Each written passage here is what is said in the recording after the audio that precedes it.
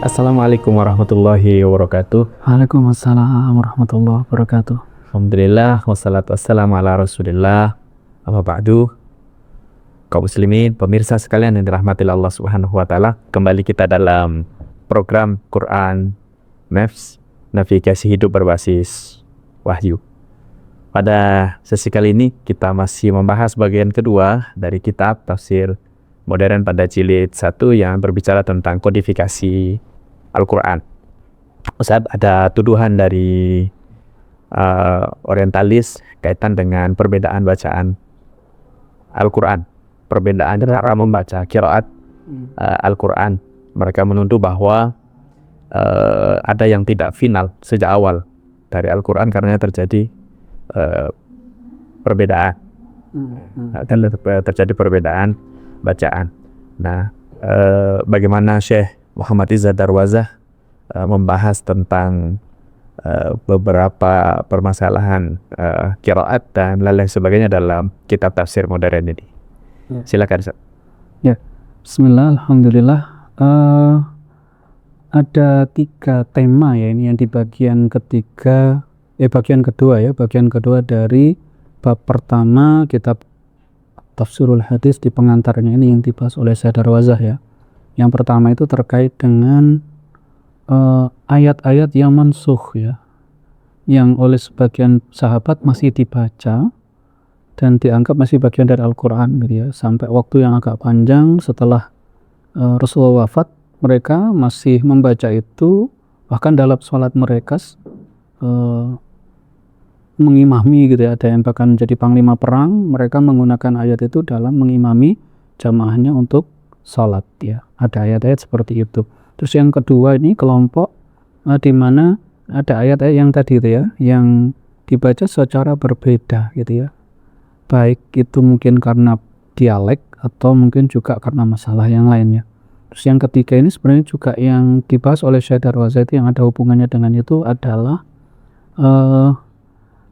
apa ya kalau istilahnya tuh, ayat-ayat yang sebenarnya tafsir itu ya, jadi ayat-ayat yang kemudian di situ ada sisipan kata yang sebenarnya adalah tafsir dari sejumlah sahabat yang kemudian oleh orang tabi'in mungkin ya, generasi berikutnya dianggap itu bagian dari ayat Al-Quran, padahal itu adalah tafsir. Nah, bagaimana Syekh Darwazah membahas yang ini? Tentang yang pertama tadi ya, tingkat interaksi para sahabat dengan Rasulullah itu kan beragam ya. Jadi jangan bayangkan para sahabat itu selalu ikut kemana-mana bersama Rasulullah, jumlahnya kan ribuan ya. Para sahabat itu tuh yang sibuk di pasar, mereka akan ke pasar. Mereka yang petani juga akan di kebunnya. Mereka yang peternak ya, ngembala juga akan berada di padang rumput. Sedangkan sebagian sahabat mungkin yang mereka ini adalah ashabus sufah misalnya, ya akan bersama dengan Rasulullah dalam waktu yang cukup banyak, cukup panjang. Sedangkan mereka yang lain, apalagi ketika kemudian mereka ditugaskan untuk berjihad, menjadi panglima perang untuk suatu syariah atau ghazwah dan seterusnya, mereka ini tentu interaksi dengan Rasulullah akan lebih sedikit. Itulah yang membuat mereka kadang-kadang tidak tahu kalau satu surat, satu ayat itu sudah dimansukh, sehingga sampai waktu yang lama barulah kemudian mereka diberitahu oleh sahabat yang lain, ya ayat ini sudah dimansukh oleh Allah Subhanahu wa Ta'ala. Dan yang kemudian menjadi bagian yang tetap ditetapkan sebagai Al-Quran pada saat-saat terakhir sampai Rasulullah wafat itu adalah ya yang di setoran terakhir Rasulullah sebelum wafat itu, yang kemudian oleh Rasulullah dibacakan kepada sahabat-sahabat tertentu ya, yang terutama seperti Zaid bin Thabit dan seterusnya itu, dan itu yang kemudian ditetapkan di dalam mushaf, yang mana selain yang ada di dalam itu adalah yang mansukh, diantaranya sudah tidak berlaku lagi. Jadi ini adalah problem yang berhubungan dengan bagaimana para sahabat itu berinteraksi dengan Rasulullah, yang mana tingkat mereka beragam. Tentu kita tidak bisa mengatakan itu tidak konsisten ya, justru itu konsisten kepada originalitas. Para sahabat tidak membuat sendiri gitu ya. Jadi ketika mereka yang tidak tahu itu pun ketika diberitahu mereka juga oh gitu ya. Jadi memang mereka mengakui tidak tahu gitu ya. Sehingga ketika kemudian ditunjukkan, oh ini loh yang setoran terakhir oleh Rasulullah ini adalah sudah dimansukh mereka menerimanya dan tidak lagi membacanya sebagai bagian dari Al-Quran yang ditetapkan oleh Rasulullah SAW. Terus kemudian isu yang kedua tadi terkait dengan qiraat ya, yang mana di zaman Nabi SAW itu bangsa Arab itu kan berasal dari suku yang sangat beragam, di mana dialek mereka keseharian itu fakta pertama adalah dialek mereka ini berbeda-beda ya, antara suku Mudhor, ada Hudzail, ada kabilah-kabilah yang beragam ini punya dialek-dialek tertentu yang tidak sama. Sementara fakta yang kedua, selain dialek mereka berbeda, mereka itu mayoritas buta huruf. Susah untuk kemudian membaca itu kan nggak bisa mereka.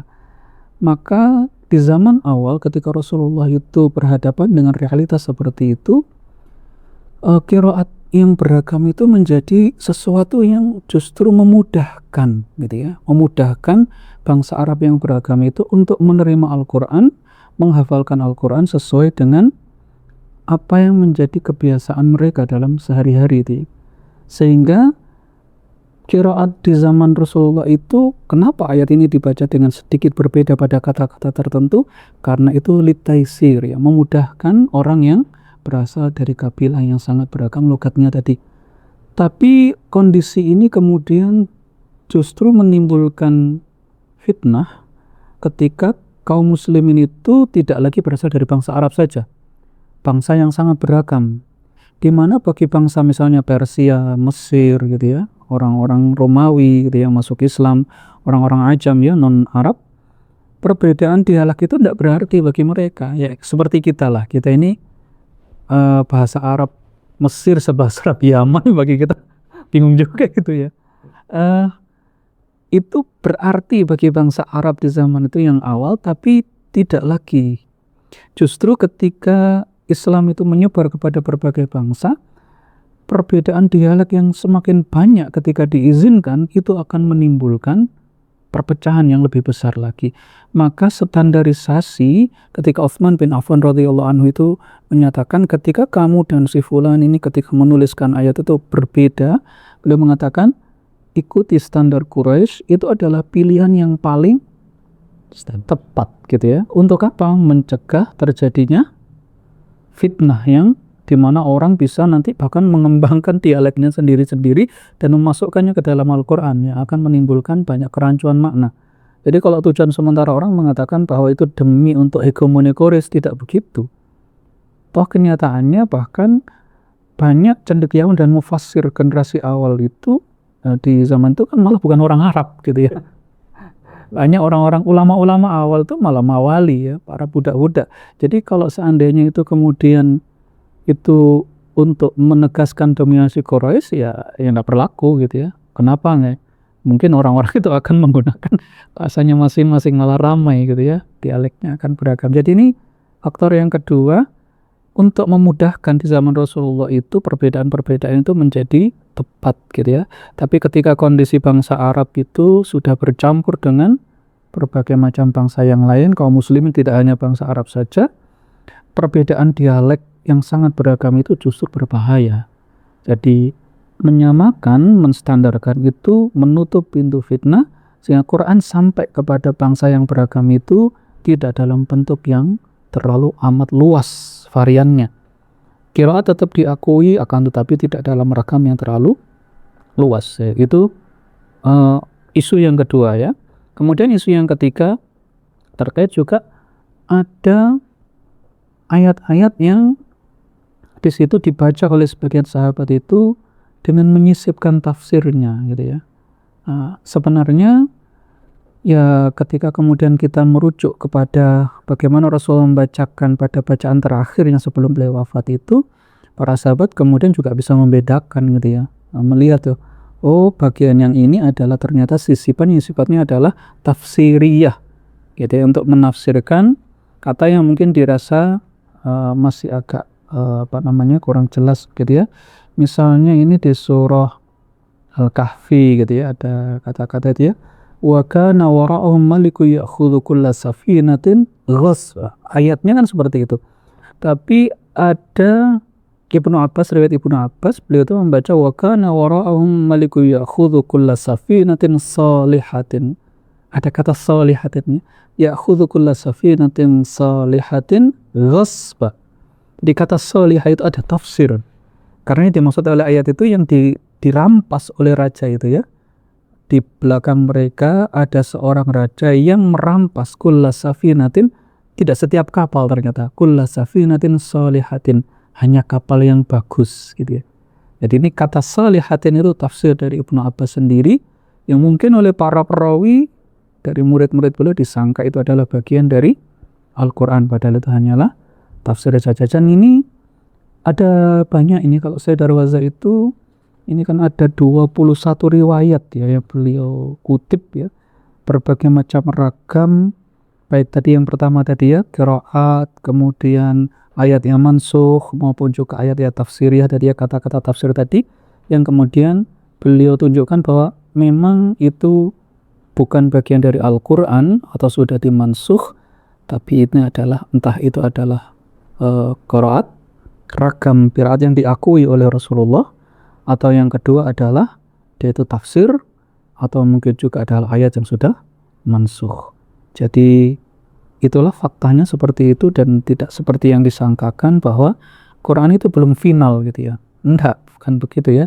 Sudah final, tapi di zaman Rasulullah untuk memudahkan orang yang nggak bisa baca itu ya, itu kemudian Rasul mengizinkan mereka membacanya dengan dialek mereka supaya maknanya sama gitu ya, maknanya sama.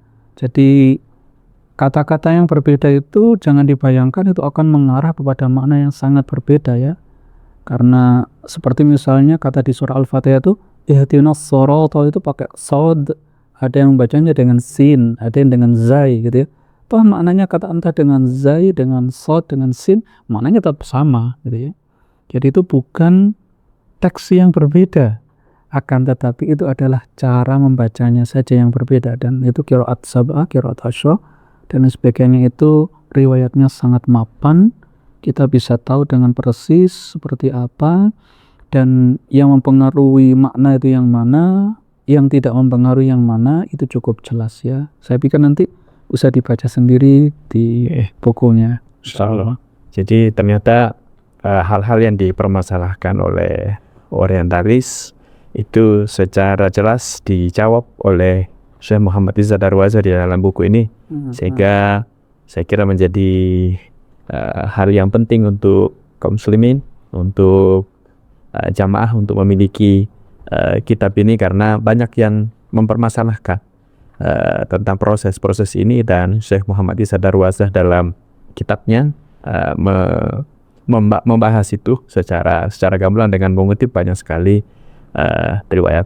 Untuk sesi ini kita cukupkan sampai di sini. Kita akan lanjutkan pada sesi yang lain dengan bahasan yang berbeda. Jazakumullahu khairan, barakallahu fikum, wallahul hadi ila siratal mustaqim. Assalamualaikum warahmatullahi wabarakatuh.